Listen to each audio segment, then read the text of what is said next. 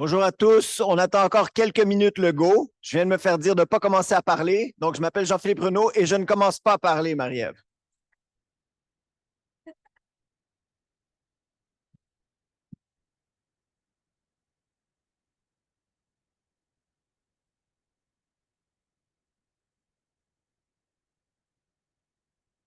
Oui, puis après, c'est Christelle qui compte comme moi.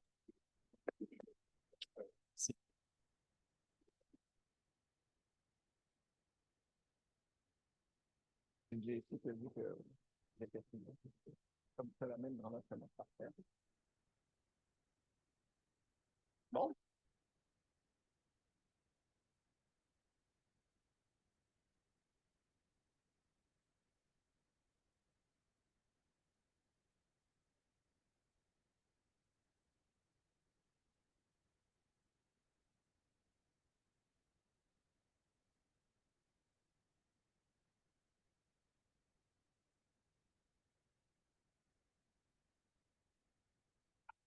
bon.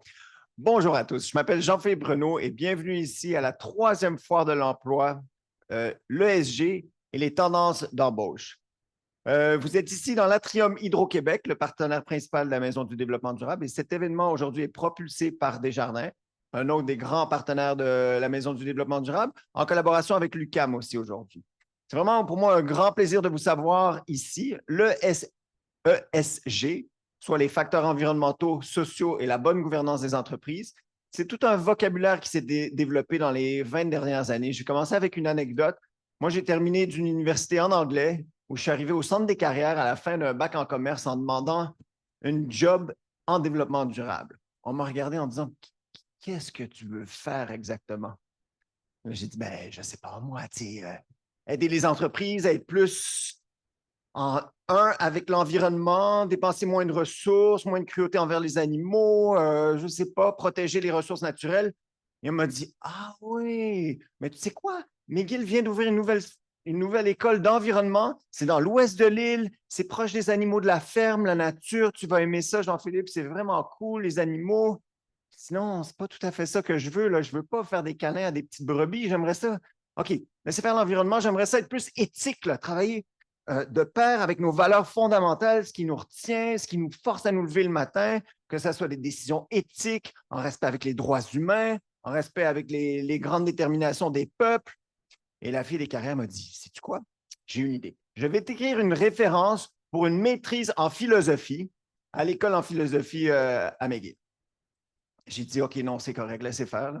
Donc, j'ai d'abord passé 4 ans à chercher ma voie, à être consultant en entreprise, pour ensuite me retrouver dans une maîtrise en économie de l'environnement et du développement pour enfin trouver ma job en développement durable. Donc, c'est une fierté pour moi aujourd'hui de diriger la Maison du développement durable ici. Et puis, ce que vous allez voir aujourd'hui, c'est que tout ce langage s'est beaucoup, beaucoup développé. C'est important de garder vos valeurs quand vous allez en entrevue et surtout quand vous êtes embauché par la suite. Nous sommes tous des acteurs de changement dans toutes ces entreprises-là et c'est nous tous ensemble qui pouvons collectivement améliorer le sort de nos entreprises et de nos sociétés. Donc, sans plus tarder, je vous présenterai Christelle Papineau, qui va être votre présentatrice et modératrice pour l'après-midi et qui va vous parler un petit peu plus du programme de l'après-midi. Merci à tous d'être ici et merci à nos panélistes. Bonjour tout le monde. Merci Jean-Philippe. On est heureux et heureuse que tu aies trouvé ta voie, que ça t'a mené ici. Yes. Donc, j'espère que vous passez pour le moment un bel instant ici à la Maison du développement durable. Donc, comme Jean-Philippe a dit, je vais être l'animatrice de ce panel, mais aussi de cet après-midi. Je vais essayer de vous guider le mieux possible parmi toutes ces activités qui vous sont offertes aujourd'hui à la Maison du développement durable dans le cadre de cette foire de l'emploi. Cette année, cette foire est vraiment axée sur l'humain, justement. Donc, l'humain comme leader de la transition socio-écologique. Donc, c'est vraiment la trame de fond de qu'est-ce qu'on vous propose comme activité cet après-midi. Donc, bien sûr, on a ce panel qui va s'amorcer très bientôt, mais j'avais quand même envie de vous présenter qu'est-ce qui s'en vient aussi pour vous dans les prochaines heures. Sinon, bien sûr que vous avez la possibilité d'aller visiter les kiosques de nos partenaires, donc ici dans la salle Clark, tout le long de l'après-midi. Donc, lorsque peut-être entre deux activités, vous pouvez vous rendre ou y aller quand vous voulez. Et vous avez aussi cette possibilité-là de prendre un portrait professionnel, nul autre par la photographe Maude Desbois. Ça va être ici à la salle Ville-Marie, tout juste à côté. C'est premier arrivé, premier servi à partir de 13 heures. Voilà. Et sinon, qu'est-ce qui s'en vient pour vous?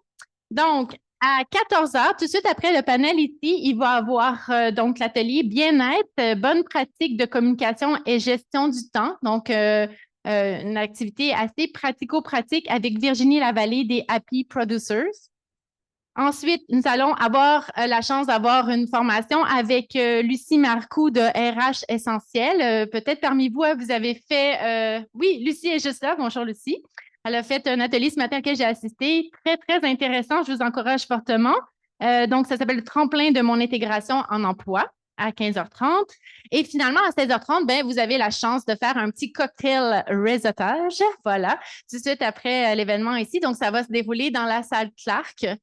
Donc, vous êtes conviés pour venir discuter entre vous et avec les partenaires de l'événement également. Donc, j'espère que ça vous convient, ce beau plan qu'on vous a concocté pour cette foire de l'emploi. Et sinon, bien sûr, vous êtes sûrement là pour entendre le panel qu'on a à vous proposer aujourd'hui. Donc, on vient discuter des critères ESG, donc au cœur du recrutement. Donc, c'est le thème de ce panel qu'on vous offre. Je vais aussi dire qu'il y a des gens en virtuel et c'était peut-être ça qui a pris un petit peu plus de temps. Il fallait adapter le virtuel avec le présentiel. Donc, il y a des gens aussi au bureau ou à la maison. On les salue. Donc, les critères ESG, comment donc intégrer davantage ces critères environnementaux, sociaux et de gouvernance dans l'employabilité? C'est un sujet qui prend de plus en plus d'importance et on avait envie d'en discuter avec des experts et des expertes de la question. Donc, on va explorer ces tendances actuelles-là, des pratiques de recrutement. On va mettre l'accent sur ce que recherchent les organisations en matière de qualité humaine et d'engagement également. Et qu'est-ce qui est le fun aujourd'hui, c'est qu'on a un chercheur avec nous, donc René Audet. Bonjour René. Bonjour. Et aussi, on a des spécialistes de recrutement de différentes organisations.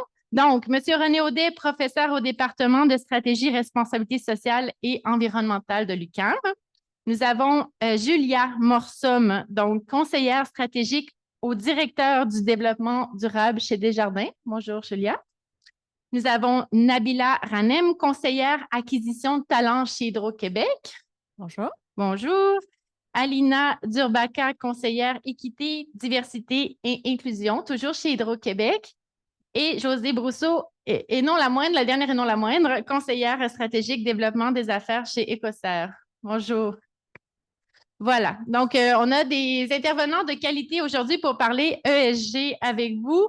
Bien sûr, on va vous laisser la chance de pouvoir poser vos questions à la fin du panel. Donc, vous pouvez les noter si vous en avez en tête, là. Donc, on va vous laisser une période pour pouvoir interagir avec nos panélistes aujourd'hui. Et donc, nous allons commencer avec M. Audet aujourd'hui. Je ne sais pas pour vous, mais il y a plusieurs terminologies qu'on entend là, ces temps-ci. On entend parler de développement durable, on entend parler de ESG, on entend parler de transition socio-écologique. Et on a la chance d'avoir un expert pour démêler tout ça avec nous. Donc, on pourrait commencer par cette question. Est-ce que c'est possible de mettre la table et nous aider à mieux comprendre ces différentes terminologies-là? Oui, bonjour. Oui, c'est une question qu'on me pose assez souvent d'ailleurs. C'est quoi la différence entre le développement durable et la transition écologique?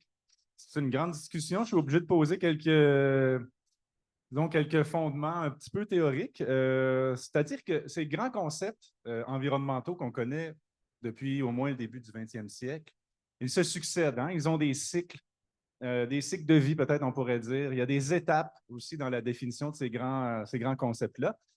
Et souvent, il va y avoir une période de définition au début, puis peu à peu, par exemple, dans le développement durable, quand on commence à savoir un peu plus ce qu'on veut dire par développement durable, il va y avoir une deuxième période plutôt d'institutionnalisation. Donc, on va traduire ces concepts-là dans des outils plus opérationnels, plus spécifiques.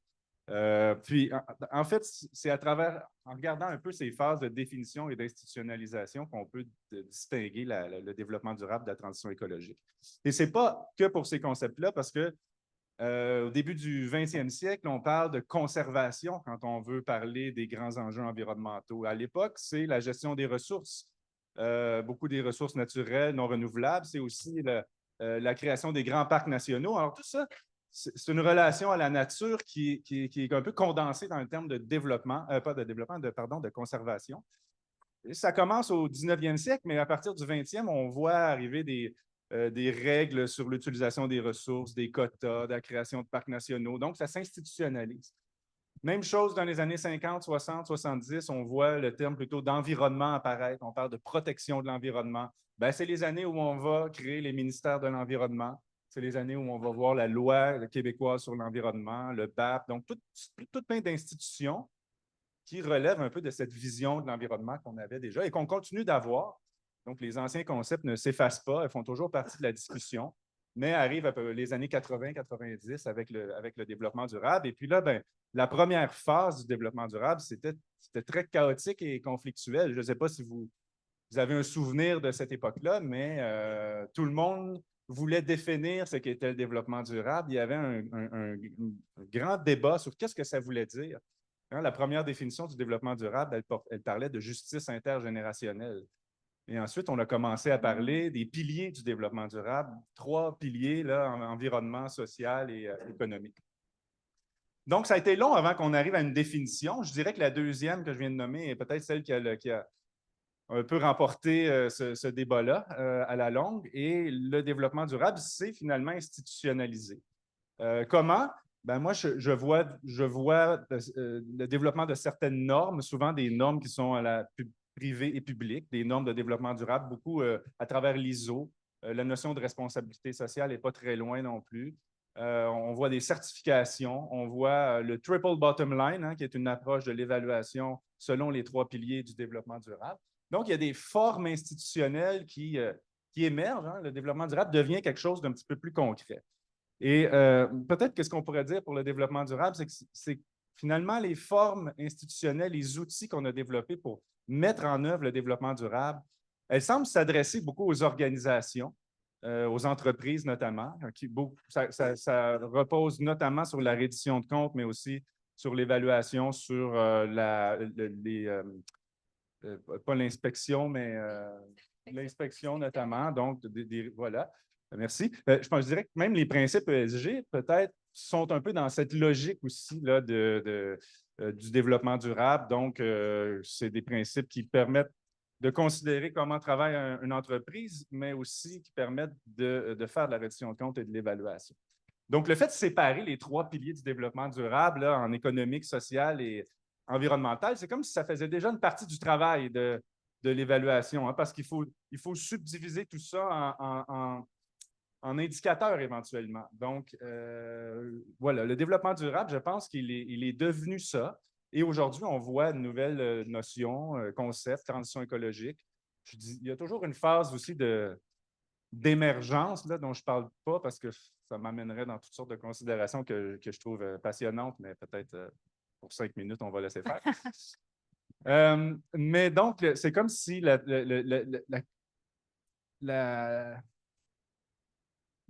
l'ampleur du développement durable pour parler de transformation sociale et de l'avenir de notre société était un petit peu échue. Je ne le dis pas de façon négative, mais à partir du moment où on a institutionnalisé le développement durable, ça devient moins un concept inspirant pour transformer la société, en tout cas pour plusieurs acteurs sociaux. Et donc, arrive une autre notion, un autre concept qui est la transition sociale et écologique. Voilà, merci beaucoup pour avoir mis la table. Et j'ai envie de te relancer. Comme vous avez compris, peut-être, on va passer à tour de rôle comme ça au niveau des panélistes. Sinon, René, au niveau de tes recherches, je te parlais d'innovation, justement. Ça serait, est-ce que tu pourrais nous partager des données qui sont ressorties de tes recherches ou des constats sur la transition socio-écologique, particulièrement la place de l'humain aussi dans cette transition-là? Oui, parce que en fait, nous, dans mes recherches à la chaire de recherche sur la transition écologique, on utilise le concept de transition pour faire parler les gens finalement, faire imaginer un futur différent, un futur écologique et juste à des collectifs citoyens dans les quartiers montréalais et tout ça. Ce qu'on trouve, et ça touche beaucoup la thématique de l'humain que vous voulez aborder aujourd'hui, ce qu'on trouve, c'est que la première motivation pour faire des projets de transition écologique localement, c'est presque tout le temps l'idée de développer du lien social avec ses voisins, avec les gens du quartier, avec les commerçants. Donc, reconstruire une sorte de cohésion sociale au niveau local, je dirais que ça, c'est quelque chose qui ressort très fortement de mes travaux, mais plus généralement de la notion de transition sociale et écologique, qui, elle, est dans cette phase de définition en ce moment. Puis on ne sait pas ce que ça va avoir l'air dans le futur, quand ça va entrer dans les institutions, quand ça va justement arriver à cette deuxième phase là, où on va commencer à donner forme à ces idées dans les institutions, donc sûrement dans les villes, les arrondissements, peut-être même au niveau de l'État québécois. Mais il faut dire qu'en ce moment, il y a aussi une sorte de, comme c'était pour le développement durable, il y a une certaine chicane dans la définition de la transition. Il y a une vision plus transition énergétique, ou plus axée sur les technologies, le marché, puis une vision plus transition sociale et écologique, plus portée par le mouvement social, les initiatives citoyennes, puis beaucoup d'acteurs de la recherche aussi. Je dirais. Merci beaucoup. Puis on va revenir à la transition énergétique, donc avec les dames d'Hydro-Québec un petit peu plus tard. Merci d'avoir mis si bien la table. On part de ce lien social et on se dirige donc vers les organisations. Comment ça s'intègre dans une organisation, ces critères ESG, entre autres. Donc, on va commencer par Julia. Je vais juste rappeler Julia, qui est conseillère stratégique au directeur du développement durable chez Desjardins. Et chez vous, comment ça s'intègre, ces critères ESG-là, particulièrement au niveau du recrutement, pas nécessairement juste au bureau du développement durable, mais de façon plus générale, en fait? Ça serait bien de vous entendre là-dessus. Oui, alors, bonjour tout le monde, vous m'entendez? Oui. Je vais parler un peu de l'évolution. Alors, je ne vais pas arriver avec des chiffres précis, mais si on regarde le bureau du développement durable, il existe à peu près sous différentes formes depuis une dizaine d'années. Il y a 10 ans, il y avait 3-4 personnes dans cette équipe-là. Aujourd'hui, on est une vingtaine. Puis on a ce rôle en fait de chapeauter l'intégration ESG à travers l'organisation et on a aussi un pôle d'expertise pour le volet plus environnement climatique.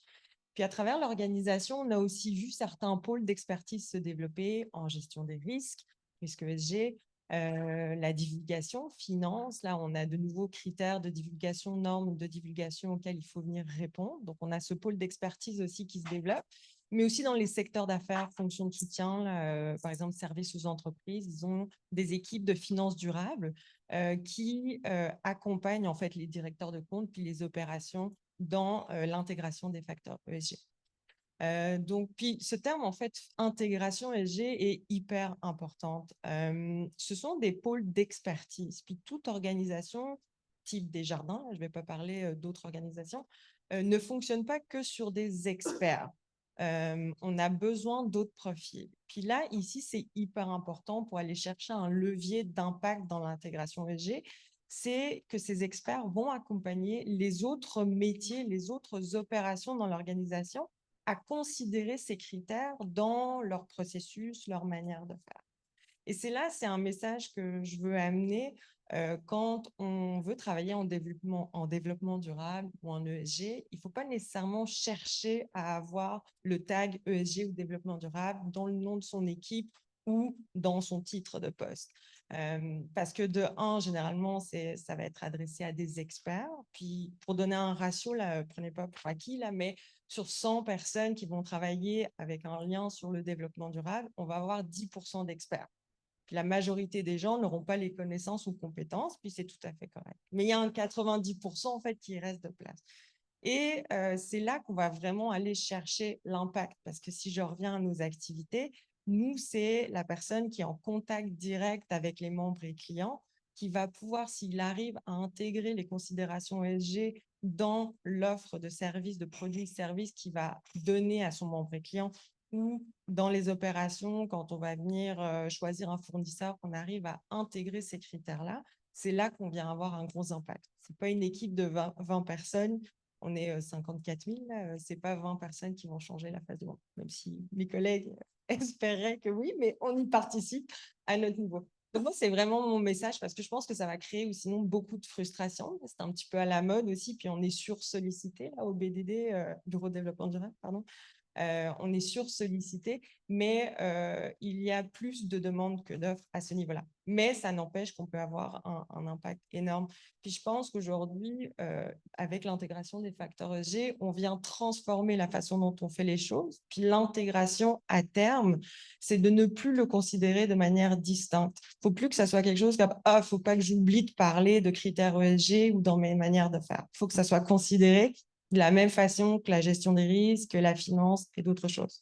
Donc ça, c'était vraiment un message hyper important que je voulais amener aujourd'hui. Puis autre chose, dans les organisations, il y a la culture qui doit évoluer aussi. Je vais vous donner des exemples. Là, on a un de nos collègues, il a commencé sa carrière dans les équipes d'approvisionnement. Alors, il avait fait une formation académique en gestion avec des cours développement durable. Bon, on parle d'il y a un peu plus de 10 ans. Là, le parcours académique était quand même assez limité, mais il avait eu quelques cours puis un intérêt personnel. Et un jour, il est allé voir ses gestionnaires en disant bah, « J'aimerais ça intégrer, qu'on commence à réfléchir à ce qui allait devenir une grille ESG, à intégrer des critères dans l'évaluation de nos fournisseurs. » Et son gestionnaire lui a dit « Ok, go ». Bon, il est arrivé avec une proposition un petit peu construite. Il lui a dit « Go, vas-y, reviens-moi avec quelque chose de plus concret ». Ça, c'est hyper important, je pense, dans les organisations, c'est l'ouverture des gestionnaires à ça. Puis l'ouverture, c'est pas juste de dire « Ok, tu peux travailler dessus, travailler le soir ou le week-end ». Non, il faut que ça soit dans le temps de travail et que l'organisation lui donne les outils et les moyens pour y arriver. Puis un autre exemple aussi, comment on peut faire vivre l'ESG, c'est tous des groupes de travail plus ou moins informels, des communautés de pratiques qui se créent à travers l'organisation. Et c'est des employés qui sont motivés, qui ont des convictions personnelles, qui font vivre plus ou moins l'ESG dans leur day-to-day, qui créent des groupes de travail parce que au plus de têtes on est autour de la table, ben, au mieux on arrive à générer des idées, qui se rencontrent et qui même se rencontrent à travers différentes équipes ou différents domaines d'activité. Et l'organisation encourage ces groupes de travail aussi. Donc, ça fait partie un petit peu de ce modèle d'intégration ESG. Merci beaucoup. Je pense que vous avez bien exprimé comment on intègre les critères ESG chez Desjardins. Puis j'aimerais ça vous entendre au niveau de l'emploi, en fait. Quand vous engagez, vous employez des gens, comment ça se traduit? Mais sinon, c'est quoi les avantages d'engager des gens qui ont des valeurs de développement durable, des valeurs environnementales? Pourquoi vous le faites chez Desjardins? C'est quoi les avantages à le faire, justement?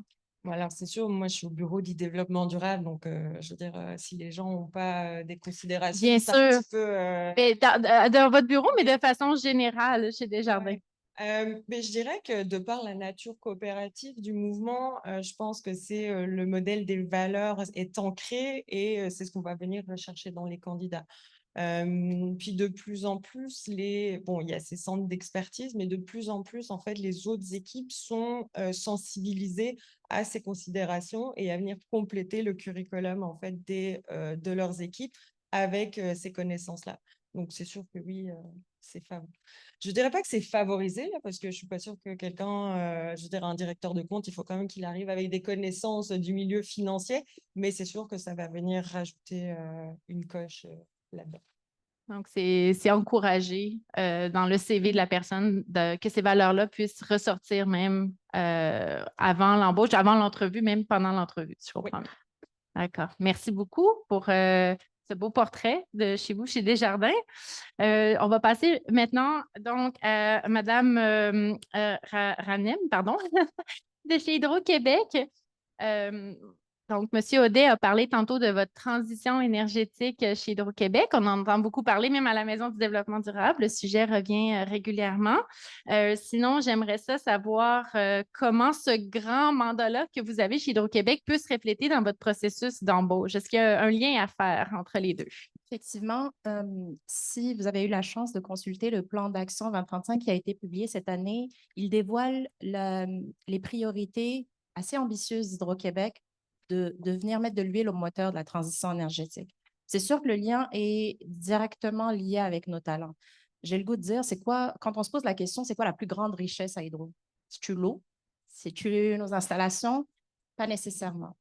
on parle d'abord et avant tout de nos talents, des Hydro-Québécois et des Hydro-Québécoises. Et la particularité en travaillant pour une entreprise paragouvernementale, c'est que ce n'est pas nécessairement des projets qui rejoignent uniquement les employés d'Hydro-Québec. On parle d'un projet de société.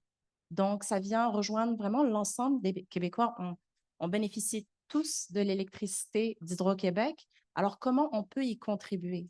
Est-ce que c'est en s'investissant davantage dans le domaine du développement durable? Pas nécessairement. On peut y contribuer de différentes façons. Et ce qui est particulier à Hydro, c'est que oui, on a un projet ambitieux, oui, on va rechercher des talents spécifiques pour venir soutenir cette mission, pour qu'on puisse atteindre justement nos objectifs organisationnels, nos objectifs sociétaux, mais ça va aller au-delà juste de certaines compétences spécifiques. Je vais quand même en faire mention. C'est sûr que si on veut investir dans l'efficacité énergétique, si on veut investir davantage dans l'amélioration continue, dans l'optimisation de nos ressources, dans le développement de nouvelles façons de produire, distribuer, transporter l'électricité, on aurait besoin d'expertise spécifique. Donc, on aurait fort probablement plus d'opportunités pour des emplois en génie, en recherche et développement, pour s'investir davantage dans des solutions pour le stockage, pour la production, pour l'optimisation. On aurait besoin fort probablement de compétences en intelligence artificielle pour venir vraiment se donner les moyens d'atteindre cet objectif-là, de produire plus d'électricité propre et renouvelable et répondre aux besoins de la société. Donc, Puis, pardon, je voulais juste ajouter, parce que lorsqu'on était en entrevue avant de faire l'événement, oui. vous avez dit justement que parfois, chez Hydro-Québec, vous créez des postes spécifiques pour répondre à ces besoins-là, finalement. Effectivement, on crée des postes spécifiques pour justement, puis on s'entend, c'est quand même une entreprise qui représente plus de 20 000 employés, avec énormément d'expertise diversifiée et vaste, qui se rejoignent au fait pour atteindre un seul et même objectif commun. Donc, oui, on a des postes en génie, en efficacité énergétique spécifiquement. En génie électrique plus large, mais quand on parle de génie électrique, c'est vraiment, ça rejoint plusieurs expertises. Comme j'en ai fait mention en recherche et développement, on a aussi des opportunités sur le terrain, en région. Donc, on essaie vraiment de se donner tous les moyens pour, comme je l'ai mentionné, atteindre cet objectif. Mais il y a quand même certains éléments qui sont communs chez Hydro. On le communique très souvent. On a nos priorités qui sont à quelque part comme notre étoile polaire. On s'en va vers où? On a les valeurs qui rejoignent vraiment tous les Hydro-Québécois et peut-être même au-delà, peut-être plusieurs citoyens québécois, et j'ai le goût de dire même au-delà. Puis on a ce qu'on appelle les compétences essentielles à tous. Qu'est-ce qui nous permet de justement avancer au niveau de nos projets? Je suis en ressources humaines, je ne suis pas nécessairement en développement durable et je me sens contributrice pareil de la transition énergétique.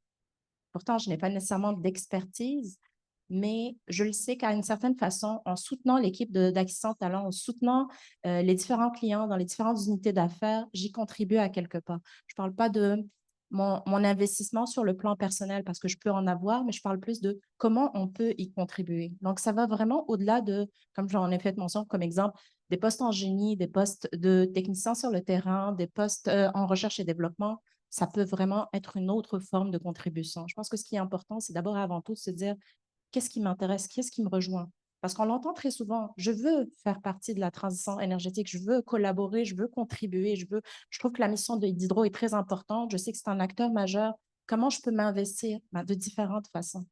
Donc, encore une fois, beaucoup d'ingénieurs, on l'entend souvent dans les nouvelles, mais il y a aussi différentes autres façons de s'impliquer. Donc, j'ai le goût de, je ne sais pas si on a une slide pour ça. Oui, c'est moi qui ai la manette, je crois. Oui. Hein? Ce que je trouve Mon bien Dieu, la magie. dans cette slide, c'est que justement, on les reprend nos priorités organisationnelles, comme je disais. Je vous réfère au plan d'action. Je vous invite vraiment à le lire parce que ce n'est pas un plan d'action juste pour les employés d'Hydro, c'est vraiment pour toute la société québécoise. Ça va venir nous rejoindre. On parle d'améliorer la qualité de service, évidemment. On le sait, quand il y a des pannes de courant, on se pose la question, mais là, à Hydro, qu'est-ce qu'ils font? Pourquoi on n'est pas encore raccordé? Pourquoi le courant n'est pas revenu? C'est un petit peu plus compliqué que ça. Aider notre clientèle à faire une meilleure consommation de l'énergie parce que ça peut sembler paradoxal. On doit se dire, mais si Hydro veut produire plus d'énergie, c'est quoi l'intérêt de faire attention à en consommer en dehors des heures de pointe? C'est qu'on veut en faire un usage judicieux. On le sait, le besoin va devenir de plus en plus important. On vise l'électrification des transports. Donc, comment faire comme citoyen pour se dire, c'est pas que Hydro va en produire plus, Donc, je peux en consommer plus, c'est dire, comme société, l'énergie nous appartient, fait comment en faire un meilleur usage? C'est plus dans ce sens-là. Augmenter la production d'électricité, collaborer étroitement avec les communautés autochtones, parce que oui, il y a des projets de développement qui peuvent être perçus comme nécessairement envahissants. C'est vraiment le premier terme qui vient en tête, mais l'intention n'est pas nécessairement de venir investir, envahir les territoires. C'est vraiment plus de trouver un moyen de collaborer avec les communautés locales pour pouvoir développer des projets qui sont respectueux de l'environnement. Et devenir une organisation innovante et transparente, évidemment, c'est comment Hydro-Québec et les différentes parties prenantes vont venir produire plus, mais de façon plus efficace surtout. Comment optimiser les ressources dont on dispose. C'est ça qui est vraiment important. Puis, ça semble des priorités organisationnelles trop haut niveau. Ça rejoint peut-être pas l'individu, mais c'est faux parce que à quelque part, on le fait à notre façon, dans nos différentes réalités, sans même s'en rendre compte. On les a intégrées sans même se rendre compte, ces priorités-là. On le fait à notre niveau. Pour ce qui est des valeurs, ben oui, le bien commun, on le ressent. Personnellement, moi, je l'ai ressenti le jour 1 à Hydro-Québec, cette bienveillance, cette volonté de partager les connaissances, de partager les expertises avec une humilité exceptionnelle. Donc, c'est pas un pitch de vente de personnes en RH qui disent à Hydro, on est bienveillant. C'est quelque chose qu'on ressent, donc facile de le communiquer parce qu'on en est convaincu, parce qu'on l'a vécu. Donc, Puis peut-être, oui, peut-être vous pouvez compléter avec les valeurs, mais j'aurais envie aussi d'entendre votre collègue, mais allez-y si vous voulez compléter sur les valeurs, justement, avec les valeurs d'inclusion.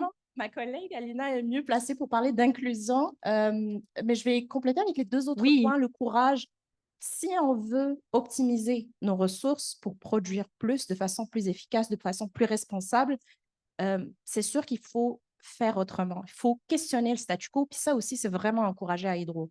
Ça fait des années qu'on le fait comme ça fonctionne, ça ne fait pas partie de ce qu'on entendrait sur une base quotidienne. Ça rend les choses difficiles parce qu'il faut avoir cette habilité à naviguer dans l'inconnu et accepter qu'on avance un peu à l'aveugle et qu'on accepte de faire des erreurs. Le plus important, c'est qu'on fasse les choses différemment pour aller chercher des résultats différents.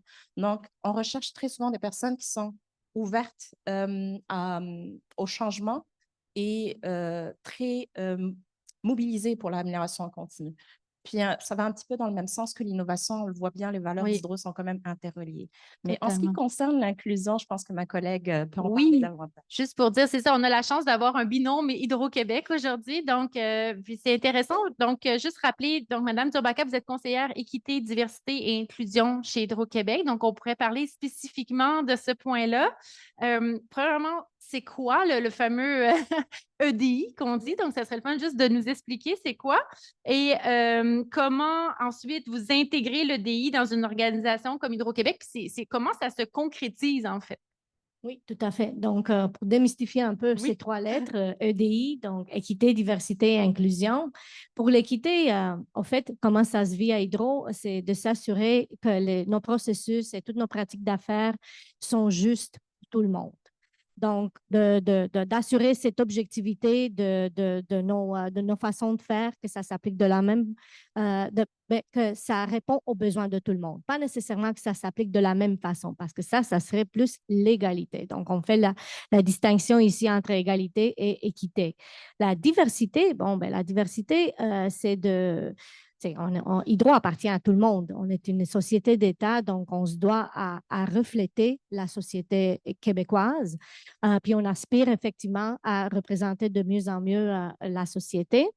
Et pour ça, on doit donner la chance à tout le monde. On doit donner une place à tous les talents pour ne pas se priver de toute cette richesse d'expérience et de compétences que les différents profils des gens peuvent nous apporter.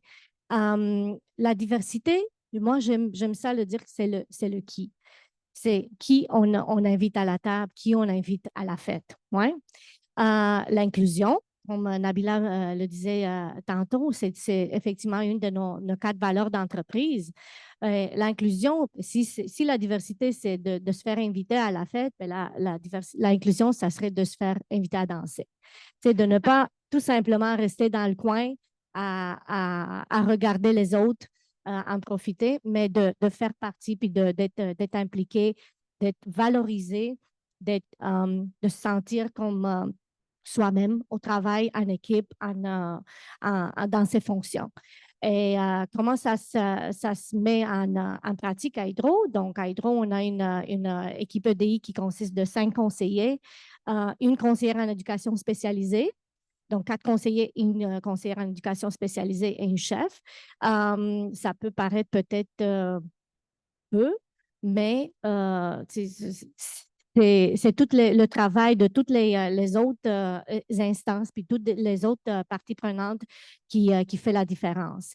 Donc, comme Julia le disait tantôt, on aspire à ce que l'EDI puis nos valeurs puis toutes les valeurs d'entreprise soient intrinsèques, que ça soit quelque chose qui est fait sans nécessairement avoir à l'expliquer de façon explicite à chaque fois, là, que ça devient quelque chose comme un réflexe, oui, de ne pas devoir dire, oh bon, est-ce qu'on a des angles morts? Est-ce qu'on a regardé toutes les options? Est-ce qu'on s'est assuré que tout le monde est bien accueilli puis est intégré? C'est un peu ça. Puis pour aller encore plus loin que ça, là, je pense que Hydro, en tant que leader dans le domaine de l'énergie, en tant que société d'État, puis un genre de pilier de la société québécoise, c'est doit aussi d'être exemplaire et de partager les bonnes pratiques et tout ça. Donc, on a une communauté de pratiques avec les autres pratiquants de EDI dans les grandes organisations. On partage régulièrement nos meilleures pratiques, nos avancées, puis on essaie aussi d'apprendre des autres.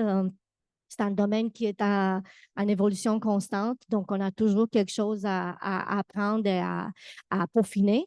Mais ce qu'on aspire à faire, effectivement, c'est de représenter le Québec au mieux que possible. Puis je vous le dirais aussi là qu'on a l'adhésion, on se sent appuyé par la haute direction.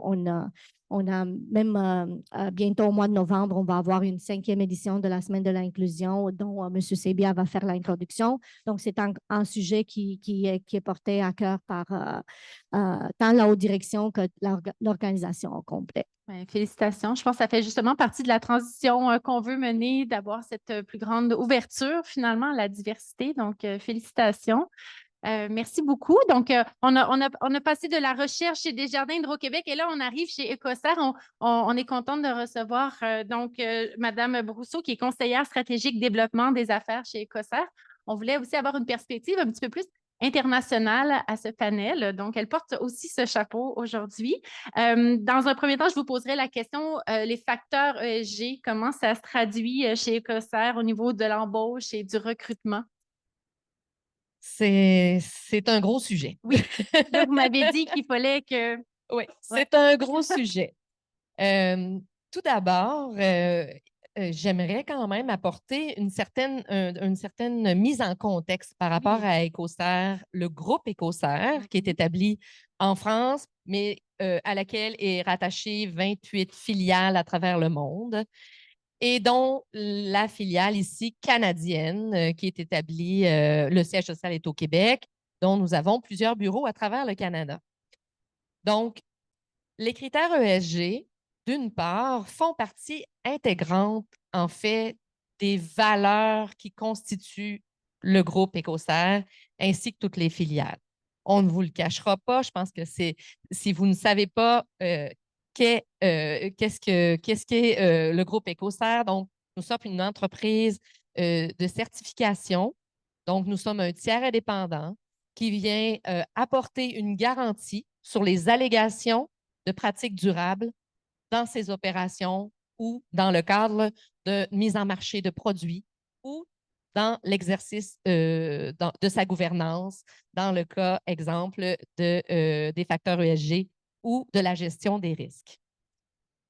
Donc, ce qui nous pousse, en fait, d'abord à avoir une exemplarité dans la pratique, dans la gestion, dans la façon dont dont les employés sont accompagnés, dans notre engagement envers les employés et aussi dans l'engagement que les employés ont envers le groupe, mais aussi les clients lorsqu'ils vont sur le terrain.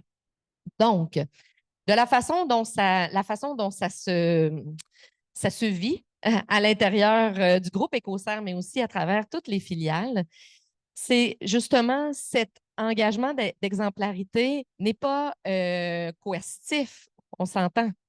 Il est plutôt valorisant. Donc, l'objectif, c'est d'amener les candidats qui se présentent, qui souhaitent s'impliquer, qui souhaitent travailler, apporter leur expertise au sein du groupe et d'Écossaire. C'est d'abord des candidats qui ont conscience des valeurs de développement durable ou de pratiques durables qui sont les leurs.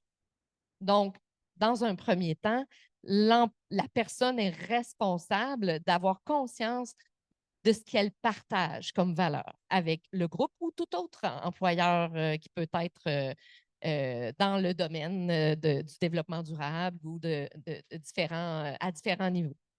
Donc, cette connexion-là est vraiment particulière. Elle est mise de l'avant, elle est vraiment prioritaire. Parce qu'à la suite d'une embauche ou d'un parcours d'employé au sein du groupe, ben, ce que ça implique, c'est une relation. Plus qu'un travail proprement dit. C'est une relation.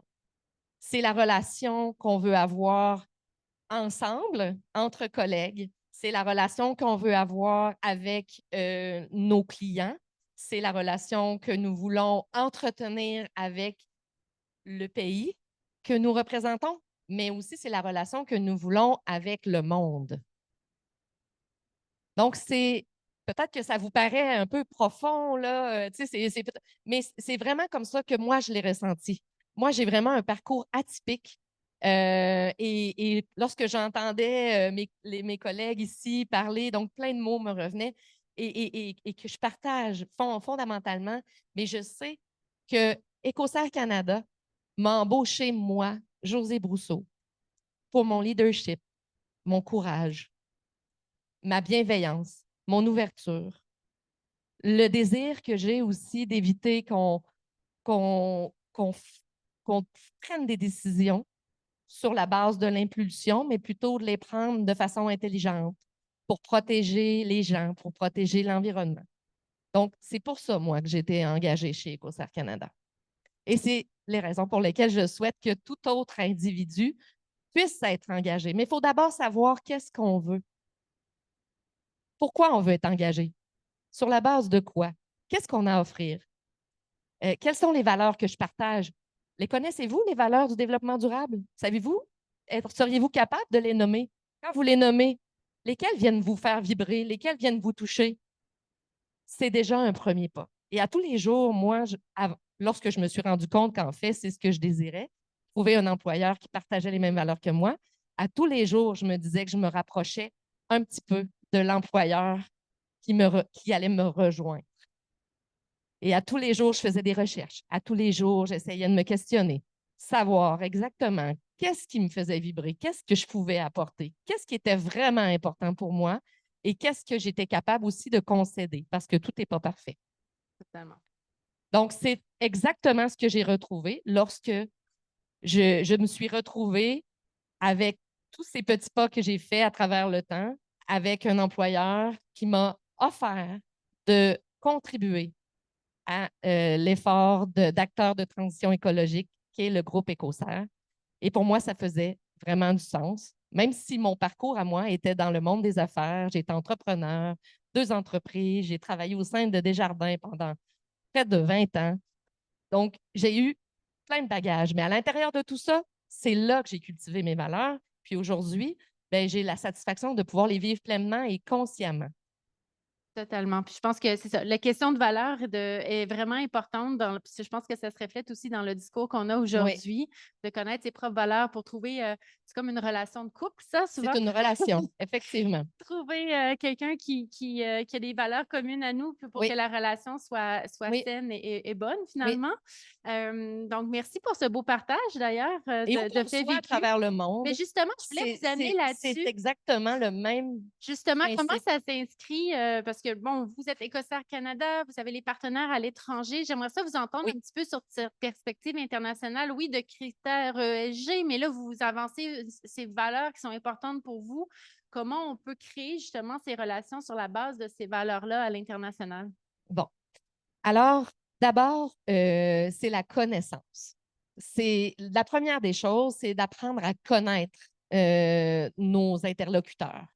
Puis parfois, la façon la plus rapide, ben pour nous, en tout cas, au groupe Écossaire, la façon la plus rapide, c'est d'avoir des petits points d'attache, des collaborateurs, des gens qui sont dans le milieu de la communauté, au centre de la communauté, des gens qui sont dans le milieu institutionnel, gouvernemental, qui soient dans le milieu des entreprises.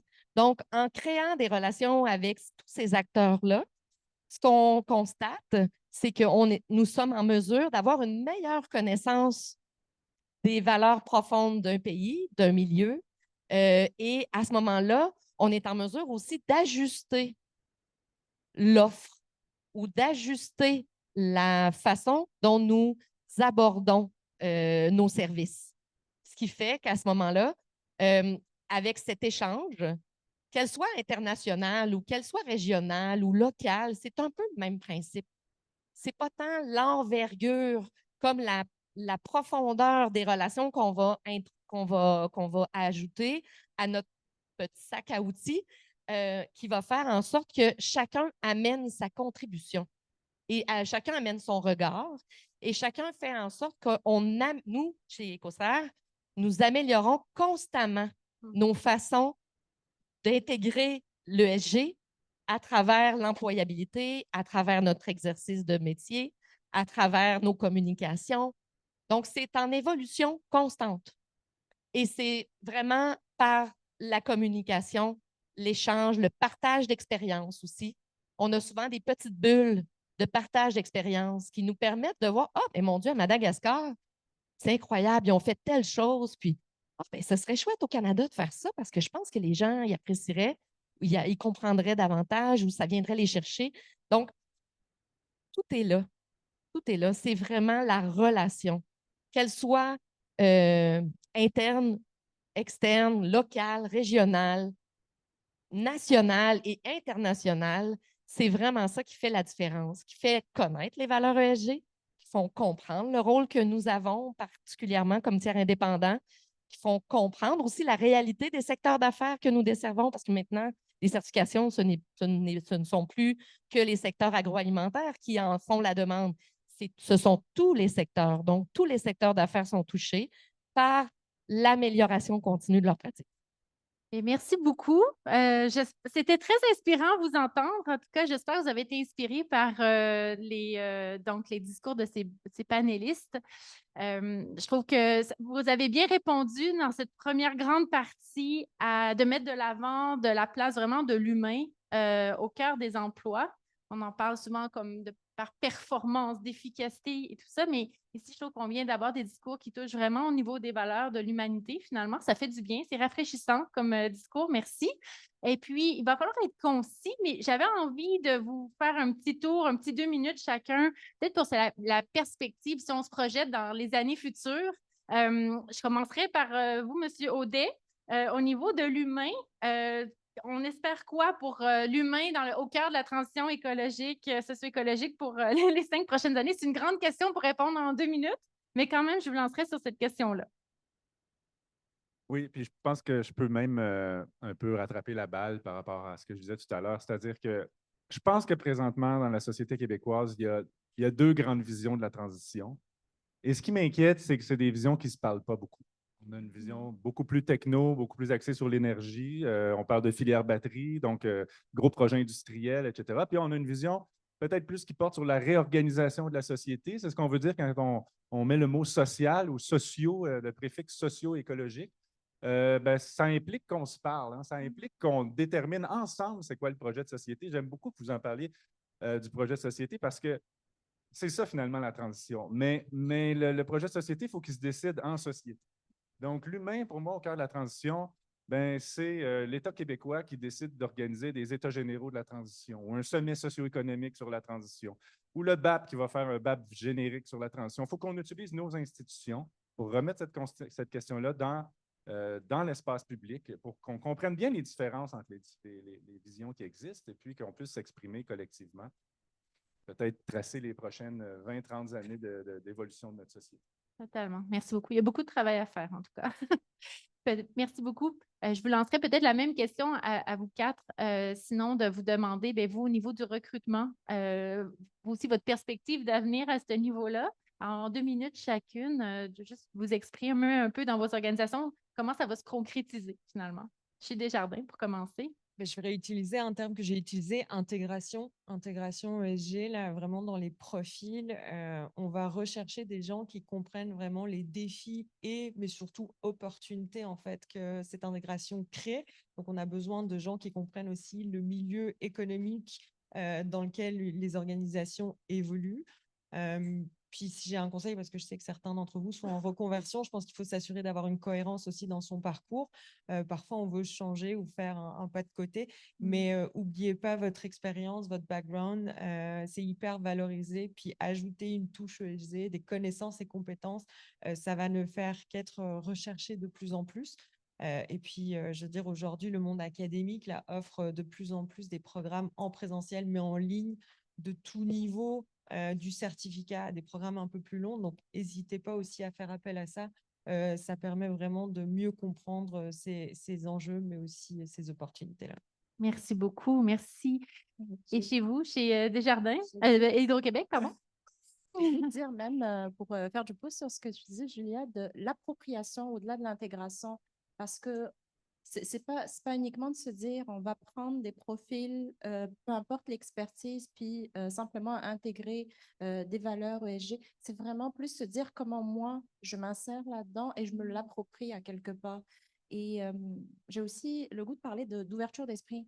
L'environnement dans lequel on évolue est tellement changeant que c'est plus le temps de parler d'étiquettes et de clichés.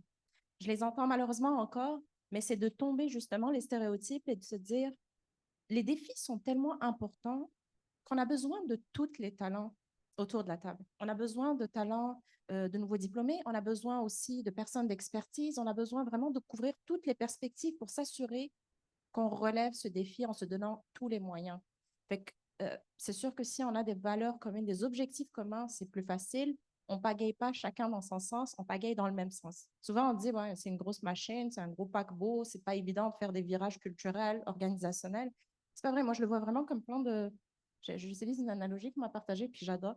C'est comme plein de petites chaloupes. Il faut juste s'assurer qu'on pagaille dans le même sens pour faire avancer les choses. C'est vraiment ça. Donc, gardons une ouverture d'esprit, donnons-nous les moyens, puis collaborons ensemble parce que je pense qu'au-delà, je l'ai déjà mentionné, mais au-delà d'Hydro-Québec, c'est vraiment un projet de société. Il faut que autant les citoyens, les hydro-québécois, même tous les partenaires industriels locaux, internationaux collaborent pour pouvoir atteindre justement relever ce défi assez important et atteindre ces objectifs très ambitieux. Totalement. Très ambitieux, en effet. Madame Tobacca, avez-vous quelque chose à rajouter? C'est bon? D'accord. Ben moi, je dirais que pour nous, c'est vraiment, on vient tout juste de faire notre planification stratégique 2025-2030. Ce qui est ressorti, c'est vraiment d'accentuer la valorisation et l'implication des employés dans les processus de décision, les processus de concertation, les différentes actions stratégiques, qu'ils soient de plus en plus au cœur et de diversifier aussi l'implication à tous les niveaux d'emploi pour faire en sorte qu'on puisse avoir un levier représentatif et aussi impliquer nos employés. Ça veut dire aussi les valoriser parce qu'ils sont tous nos ambassadeurs. Ils sont tous des représentants des valeurs que nous prônons. Ils sont fiers et on veut continuer de les valoriser dans ce qu'ils font pour les clients, mais aussi la société en général. Donc, voilà. Et merci beaucoup pour votre générosité. Bien sûr, on veut vous entendre. C'est le moment où est-ce que vous pouvez poser vos questions ou si vous avez des commentaires sur qu'est-ce qui s'est dit, vous pouvez peut-être juste lever votre main. Puis, je voulais dire en virtuel aussi, si vous avez des questions, vous pouvez écrire dans le chat. On va vous lire. Donc, n'hésitez pas. Ah, Bonjour. Bonjour tout le monde. Je vous remercie beaucoup. Je vous remercie de la Maison de développement durable pour pour ce panel riche et intéressant comme vous avez mentionné. Une question, comment les entreprises maintenant, elles évitent l'éco-blanchissement, c'est-à-dire parfois il y a des entreprises qui utilisent ces critères développement durable, transition écologique, mais en réalité, c'est pas ça.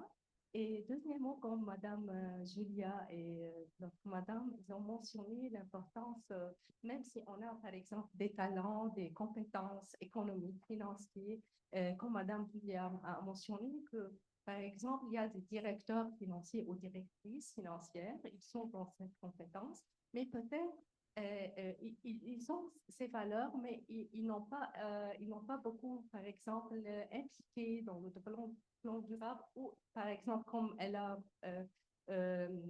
proposé de faire des certificats, par exemple, parce que les universités, maintenant, elles offrent beaucoup de formations sur le développement durable.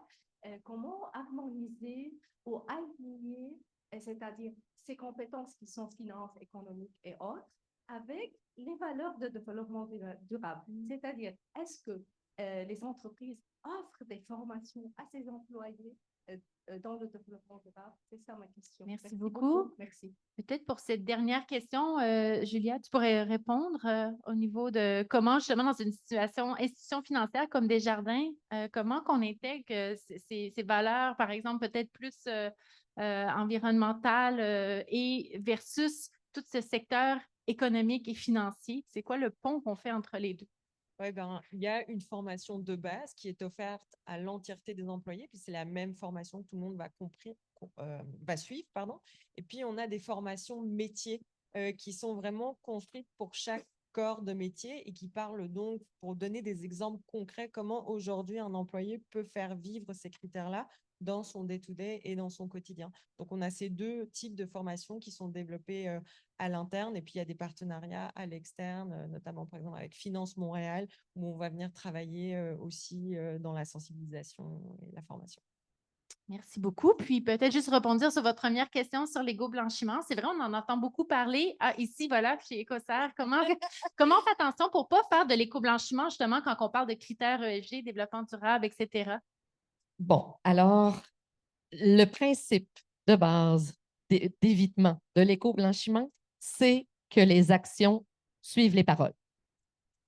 Donc, l'ESG, de plus en plus, sera standardisé. Donc, il y a déjà des normes qui existent, qui définissent les normes ESG. Mais de plus en plus, c'est ce qu'on nous constatons avec l'Europe qui légifère, donc l'Union européenne légifère en matière d'allégations sur les pratiques durables.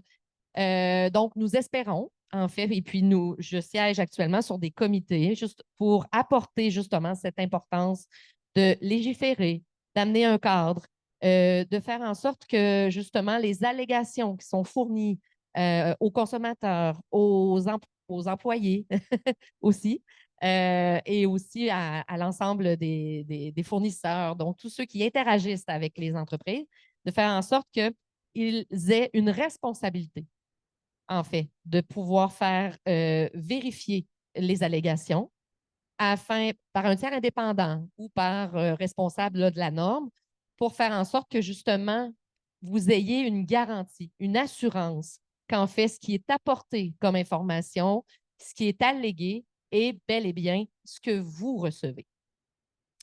Donc, nous avons un petit peu de retard ici en Amérique du Nord, notamment au Canada. Donc, ça tend à vouloir, il y a de plus en plus d'écoute, il y a de plus en plus de pressions qui sont mises aussi parce qu'en fait, ça a un impact. Tout ça, c'est important. Et donc, parce qu'en fait, ça brime en fait la crédibilité des allégations. Lorsqu'on n'a pas la confirmation que c'est bel et bien ce qui a été fait, ou si on constate finalement que ce n'est pas vécu. Donc, le meilleur exemple, c'est un employé qui croit être à l'intérieur d'une entreprise qui allègue être appuyé par des normes ESG et que finalement, lorsqu'il entre dans l'entreprise, il n'a pas du tout ce type d'expérience-là. Donc, n'est pas capable de le constater, de le vivre.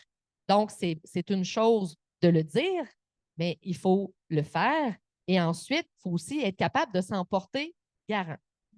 Magnifique réponse. Merci beaucoup. J'espère que c'était assez complet. Madame, j'espère qu'on a Mais bien ça répondu évolue. à votre question. Ça Oui. évolue, je vous rassure, il y a de l'écoute et de plus en plus, il y a de l'ouverture et de plus en plus d'entreprises, d'associations, d'organisations qui souhaitent être en mesure d'offrir des garanties sur les allégations qu'elles prêtent pour Totalement. faire en sorte de rassurer leurs clients ou leurs employés ou la population. Totalement. Merci beaucoup. On aurait le temps pour prendre une autre question, commentaire. On aimerait ça vous entendre. Oui, ici. Merci. Oh, bonjour. Ma question s'adresserait à Julia parce qu'il y a quelque chose que tu as dit qui m'a beaucoup intriguée dans le fait de pas nécessairement rechercher un emploi que dans le titre ESG, dans le titre environnement, développement durable, bref, tout ce qui décline économie circulaire. Mais pour une personne, exemple, mon profil, j'ai un bac en développement durable, j'ai une maîtrise en développement durable, je veux un poste qui comporte vraiment les études-là, merci. Mais non plus, je n'ai pas le niveau d'expert. Donc, comment comment venir chercher justement et pas nécessairement le titre qui vient, mais avoir un emploi dans le domaine que je veux, sans vouloir atteindre le poste d'expert encore. Donc, qu'est-ce qu'il faut rechercher exactement quand on fait cette recherche d'un emploi?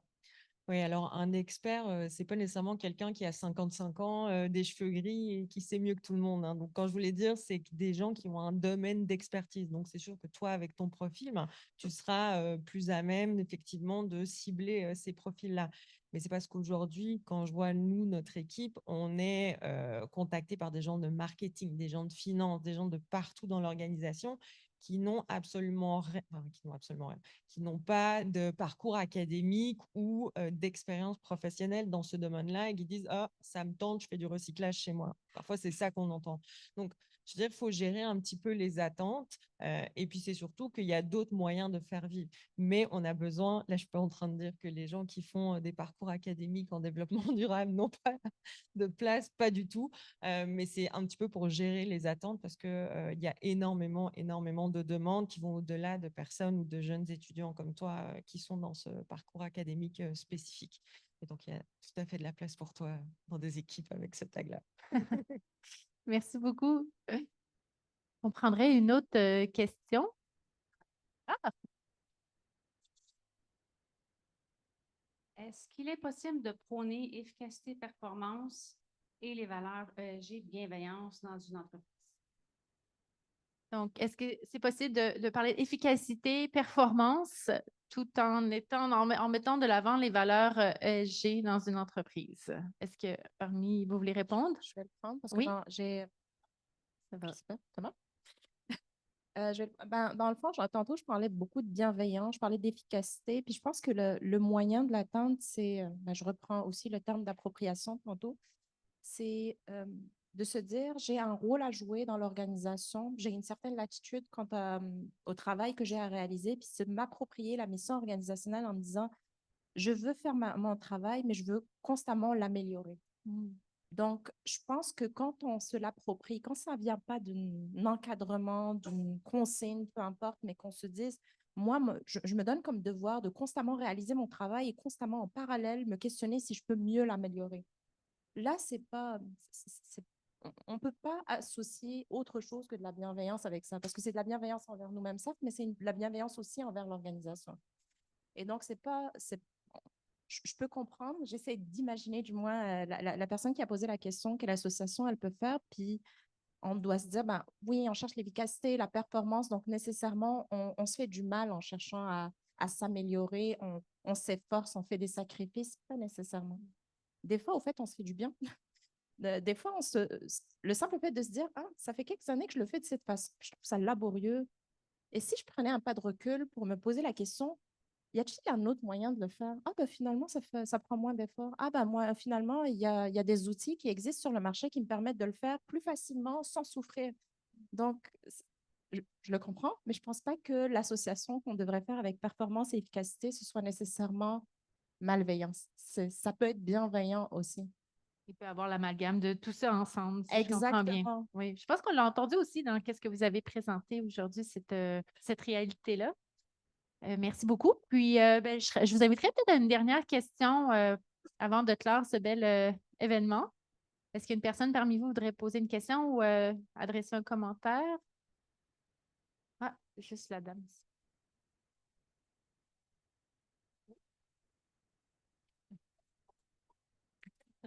Merci. Merci beaucoup. Mon nom, c'est Charlène. Je suis congolaise. Je suis demandeur d'asile ici. Oh, attendez, juste un instant, on va ouvrir votre micro. Non, c'est qu'il n'est pas ouvert, je pense. Ouais. Oui. Mon nom, c'est Charlène. Je suis un demandeur d'asile. Je suis intéressée pour faire les cours que...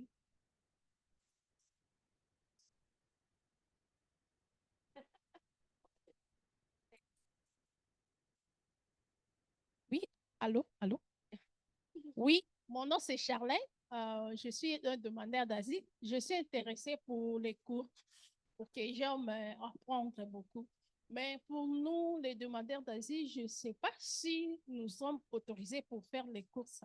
Je ne sais pas. Bonne question. Peut-être que je peux tenter. Je pense que vous êtes autorisé.